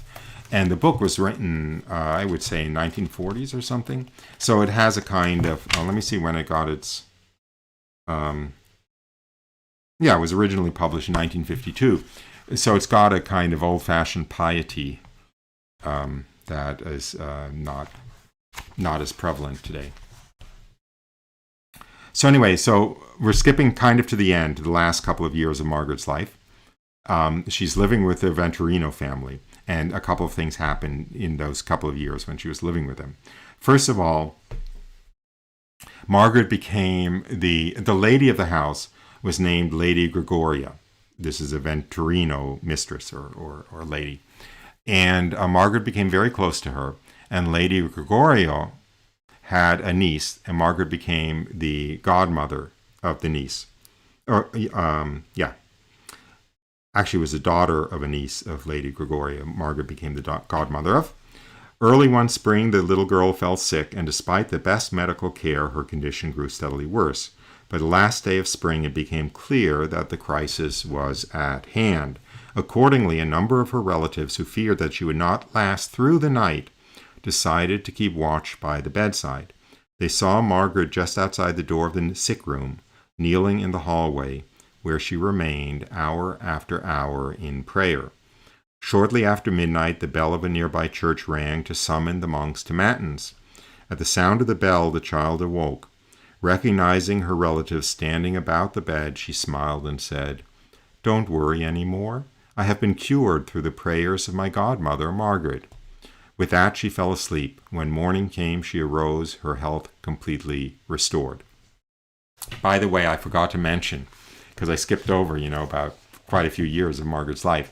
Once she became a Mantella, she spent a lot of time in prayer, and she did a very extensive office. She not only did the office, that's the daily divine office that was required by the mantellas, but she added the office of the Blessed Virgin Mary every day, the office of the Sacred Heart every day, and all 150 psalms every day, all from memory. But she spent most of her time doing good deeds, visiting the sick, visiting prisoners in prison, consoling the dying, consoling the grieving, and so forth. She just basically devoted herself entirely to good works. Anyway, so I just recited the miracle of her goddaughter being healed. And now I have actually raced close to the end of the show. The big miracle of her life, that if there's an icon of Margaret of Castello, it would show this miracle, is the story I'm about to tell, which is about a fire that took place in the Venturino house. However, I'm bouncing around. Let me kind of go back a little bit and show some pictures, because I've been talking too much and I forgot to show pictures. Castello, the town of Castello. Here is a picture of the town of Castello. It's obviously very beautiful on a mountaintop. By the way, preparing for the show has made me want to, take a vacation, take a pilgrimage actually to Umbria and visit all these places. That's Castello today. Excuse me, Castello today. And here's another picture of the town from another angle. You can see it nestled among the mountains there on a hilltop. It looks like that's a church in the middle of the picture there. Here is actually the Dominican Church, where Margaret spent all her time, and where she liked to pray, and where she met the Manatella, and so forth and so on. And I don't know whether that is rebuilt or whether that is the original 13th century church or whatever. Here is one of the doorways of the church, and you can see that there is I don't know if it's a painting. Oh, it's a Pieta, isn't it? Is that I don't know. No, that's Margaret of Castello. Yeah, that's Margaret of Castello in the Dominican habit over one of the doorways. And this is, speaking of Margaret of Castello in the Dominican habit, with the manatella, with the black cape. Here is, I apologize for how hideous the statue is, but it's the only picture I could find of an image of Margaret of Castello wearing her Dominican habit, third order Dominican habit. And it's kind of cute. You see that she's standing on rocks that are a couple of inches different in height, because, to compensate for her shortened leg. And here is a statue of what she presumably looked like. It's pretty much the same image. Can I be forgiven to say these statues remind me a little bit of Mother Teresa of Calcutta? But anyway, very beautiful, very beautiful. And then here's this may even be the same statue. It looks like it's the same statue from a different angle and in color, with her hunchback and her very slight stature, 4 feet tall, and her somewhat deformed face. You see that in that incorrupt photo. And yeah, okay. Moving forward. The hardest part about these shows is always deciding what not to talk about. So let me get to the miracle. So she is living with the Venturino family, and a fire breaks out in their palazzo.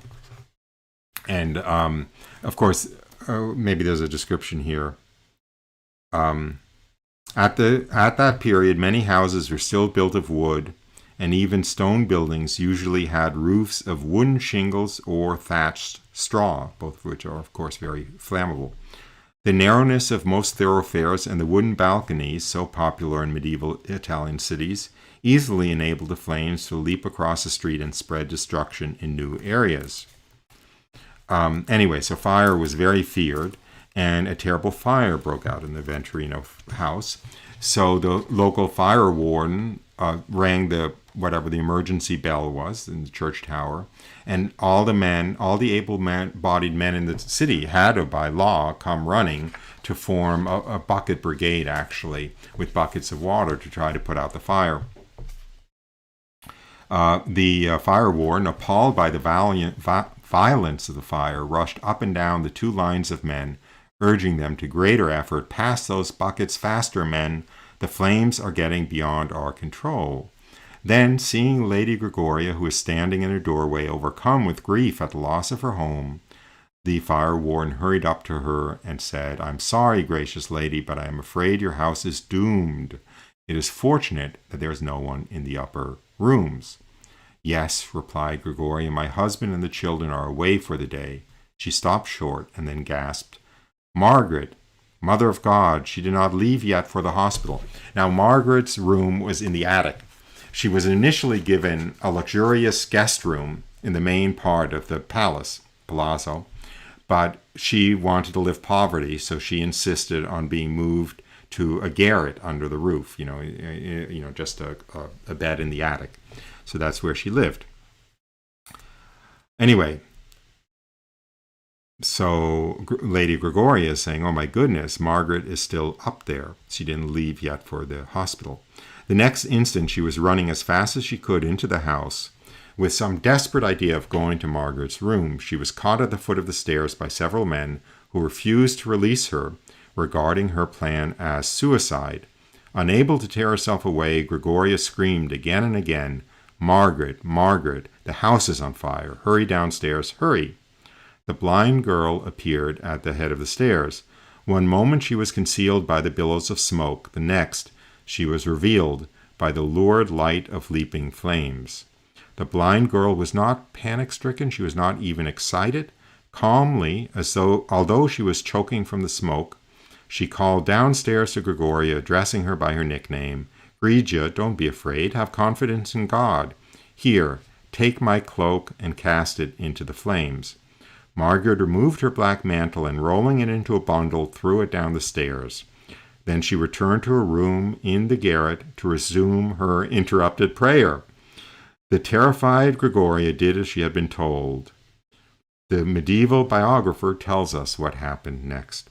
In the sight of the crowd of men who had rushed to Venturino's house to fight the blaze, when the cloak of Margaret was thrown into the flames, the raging fire was instantly extinguished.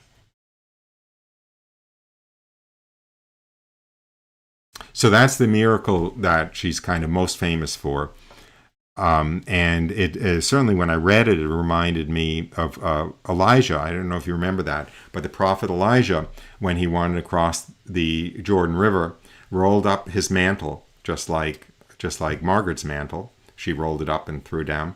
Rolled up his mantle and struck the waters of the Jordan River, and they parted for him to cross. And of course, the mantle was the emblem of her membership in the Third Order, right? The Manitellas. Was that what they were called? I'm doing such a bad job in my memory. But anyway, the Mantellate. Called Mantellate because of the mantle, So it was the emblem of the Third Order, and it was sort of like it was so sacramental, so to speak, of her religious identity that was thrown into the flames, and immediately the fire ended. And remember, when this biography was written, the people around would have remembered. We're talking about, at most 20 years after the event. So anyway, that's the really big miracle. And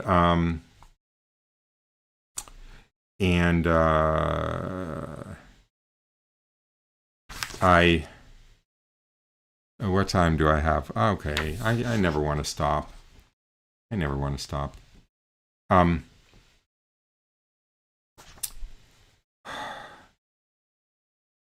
I will read another miracle. You'll see why I'm reading this. Okay. There was another member of the Mantellate, a sister of hers in this religious third order, Sister Venturella, who had a tumor in of the eye, which threatened to make her blind. She was going to go blind because she had this tumor in her eye.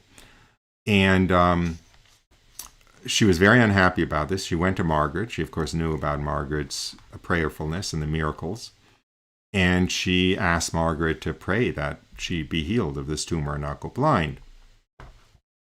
What's Margaret's response? Sister, God is offering you a great gift, a wonderful gift. A wonderful gift? Blindness? Gasped Venturella. Yes, he is offering you an opportunity to come much closer to him. Oh, my dear friend, accept it, accept it. Accept blindness? Never. How can God be so cruel?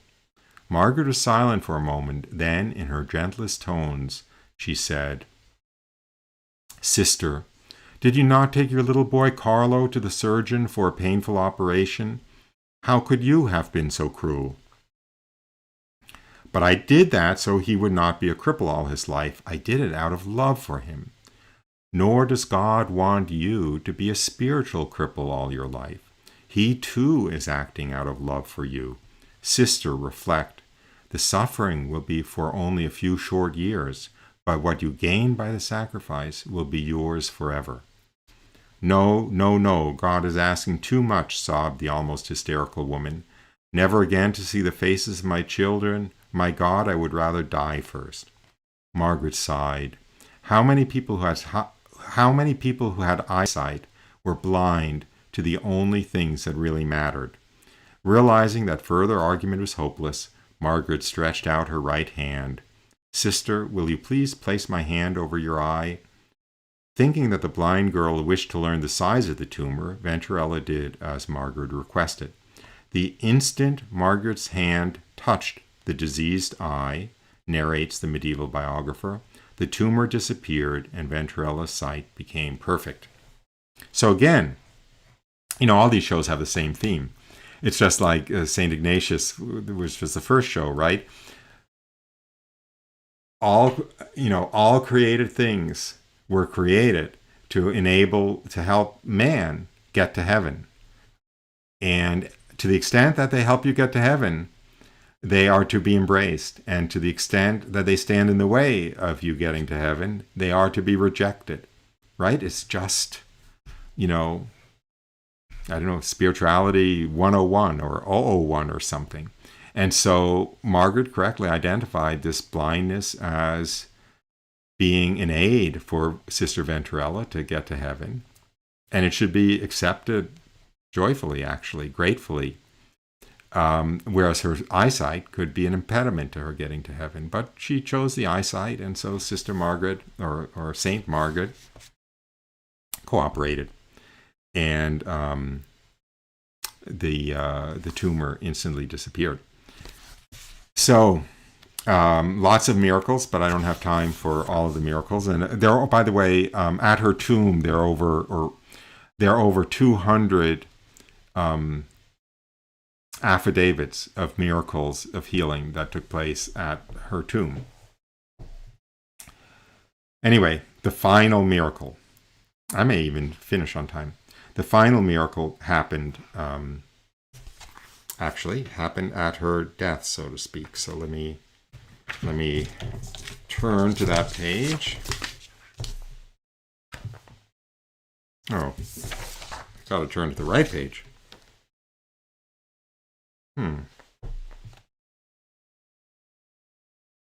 Okay, here we go. As the year 1320 began, Margaret's closest friends realized that she was not going to remain much longer in their company. Her twisted little body was obviously losing the fight in its efforts to keep body and soul united. The signs were unmistakable. Margaret was by now so transformed that she had completely forgotten self and thought only of God and his glory. Margaret herself recognized the approach of death with a joyful tranquility. Her long exile from God was coming to a close.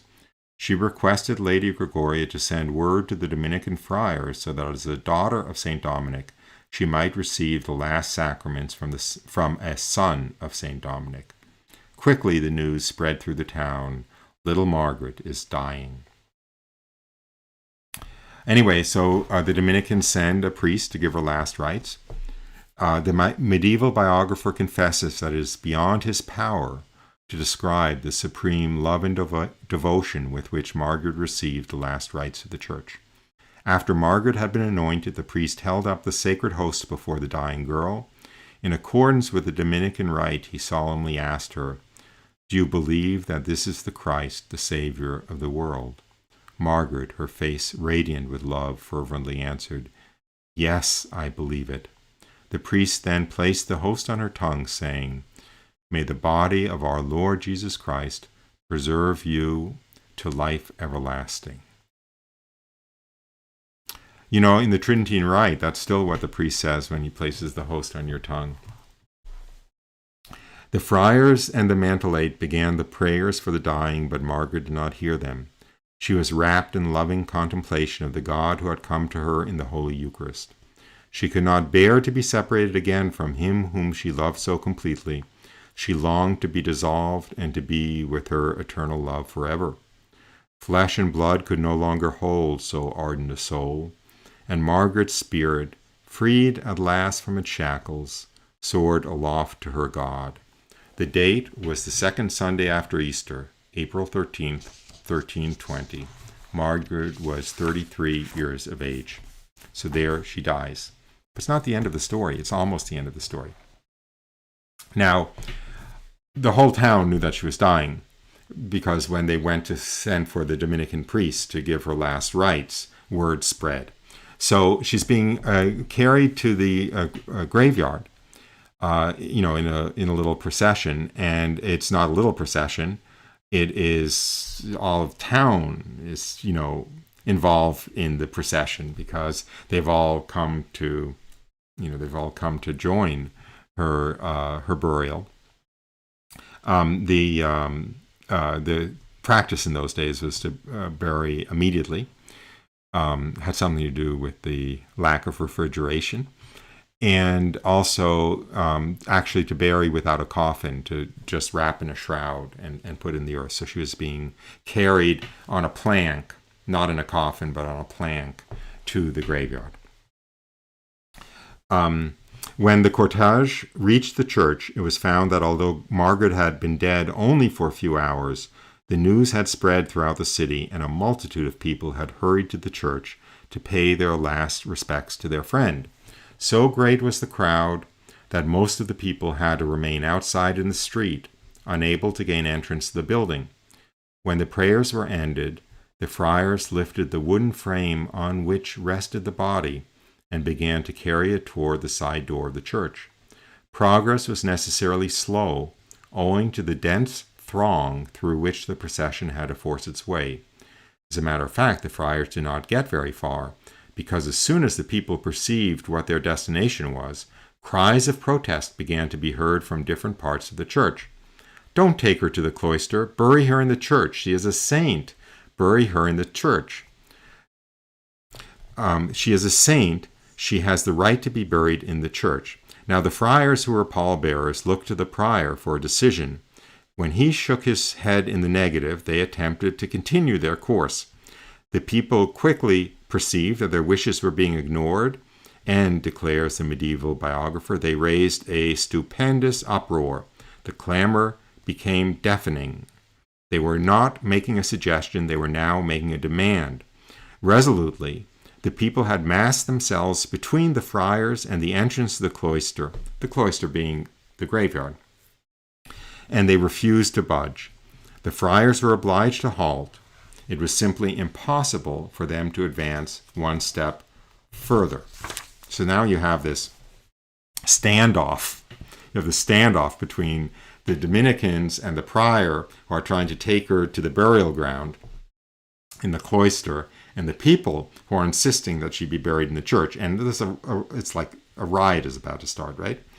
It was in vain that the prior and his fellow friars tried to obtain silence. The people were not going to listen. The women were pleading with the friars, the men were arguing and even beginning to shake their fists at the Dominicans.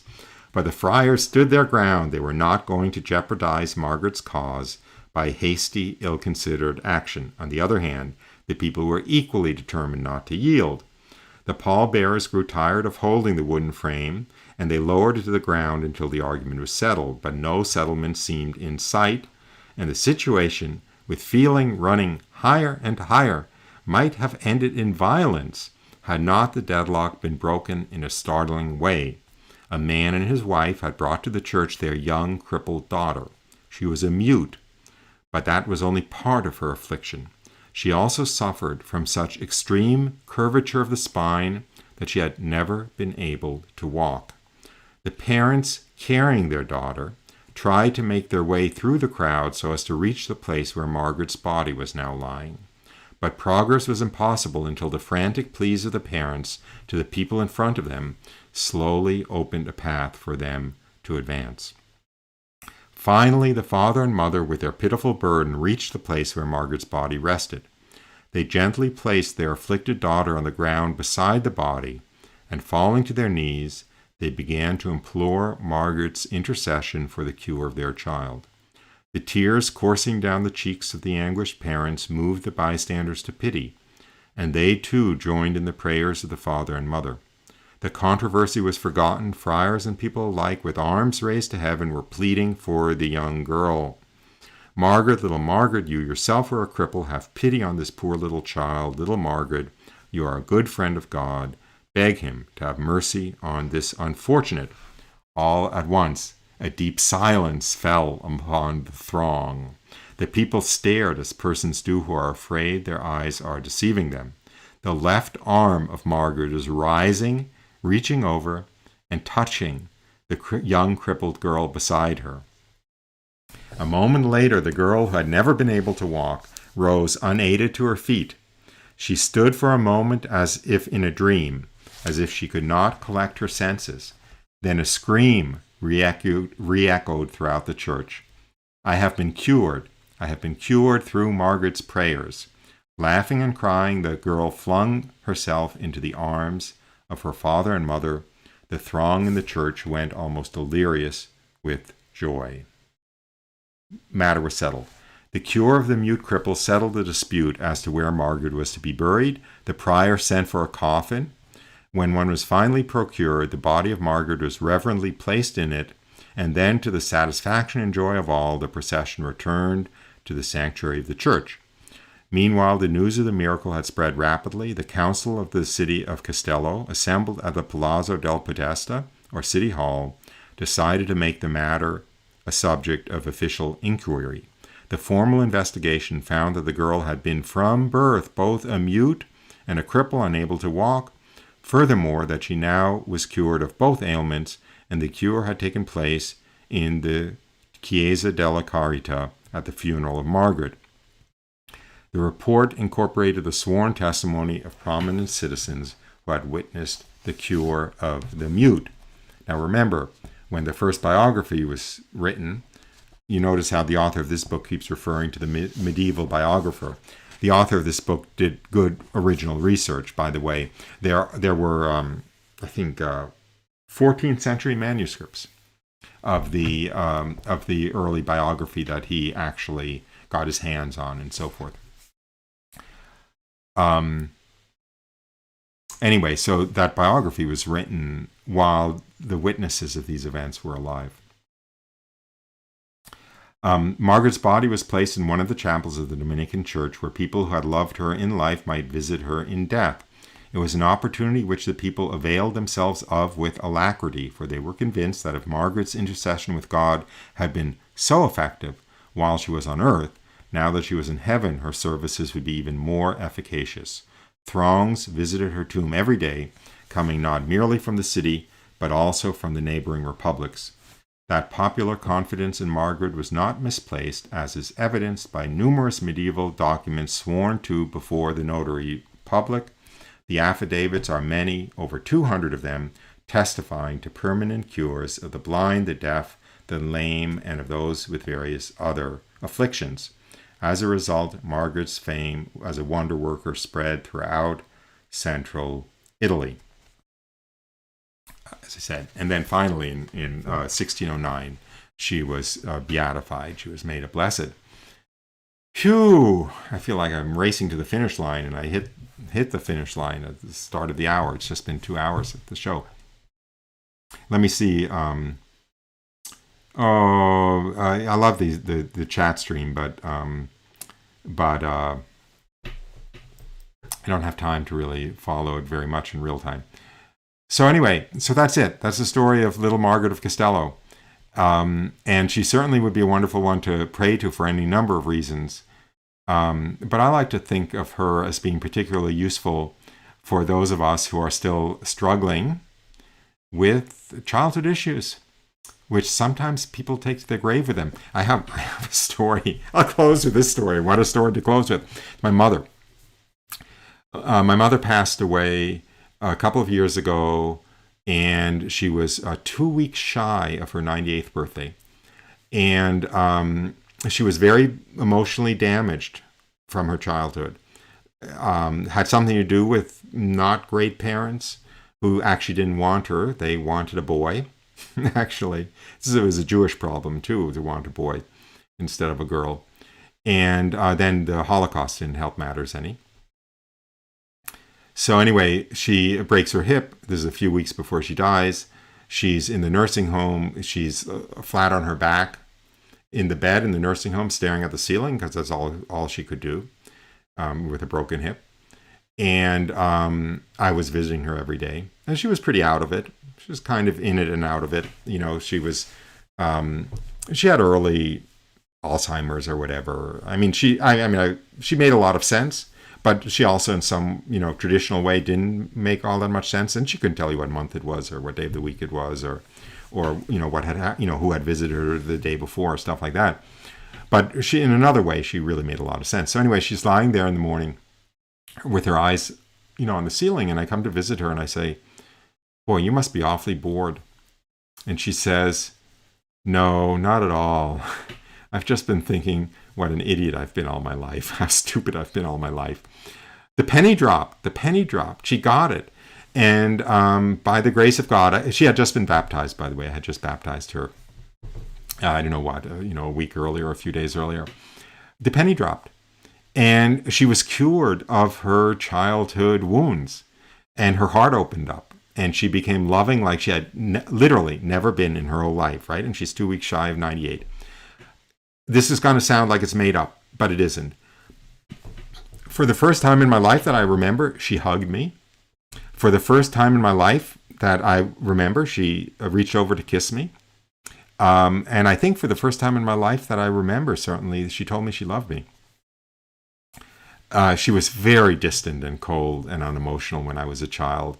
And I remember her actually not hugging me, if that makes any sense. I mean, I remember, going over to her and having to push myself against her, but not getting any hug or any, affection. And then she was just totally gooey. Her heart was just burst open. And all of that 97 and a half years of love or whatever came gushing out. So I think it's a good idea to pray to Blessed Margaret of Castello for our problems and the problems of those we love with respect to having been injured by lack of love as children. And remember that, I think I mentioned this, I'd better have mentioned this, that when Margaret of Castello was asked, when she's, this horrible situation, right? She's a beggar on the streets of Castello because her parents abandoned her after having imprisoned her, first walled up in a stone cell, and then later in a dungeon, and then later abandoned her, and she was always cheerful. And when people asked her, "Why are your children cheerful?" her answer was always, "Because of how much God loves us." So that's really the cure. So I guess it's a good place to stop. So anyway, thanks for watching. And I usually say, watch again next week, but I don't promise. I think I might have to take this week off from class prep. I almost said from show prep. Oh, and I'll close out with some incorrupt, with going back to the incorrupt pictures, I guess. So there she is under the altar of the church in Castello, and there is a close-up. She didn't turn over in bed. The picture was obviously at some point reversed. But there she is. You can actually see her, I don't want to say deformed face, but her sort of flattened face there. And if you can't see it there, you can certainly see it here. And there is our patroness, the patroness of the pro-life movement, the patroness of the unborn, the patroness certainly of the unwanted, and the patroness probably in some sense of those who could use psychological healing from the wounds of childhood. She's also, by the way, formally the patroness of the blind and of the disabled. So with that, let me say goodbye, and I'll go to the back to the opening slideshow and a little bit of that music. And now I'll get to turn to the chat stream also and see what's going on. So thanks for watching, guys. And I couldn't do this without you. It feels completely different. It's like speaking to a live audience instead of just speaking into a camera. So thanks for watching live too. And also, of course, thanks for watching if you're watching the recording. I don't want to diss you either. Anyway, bye for now.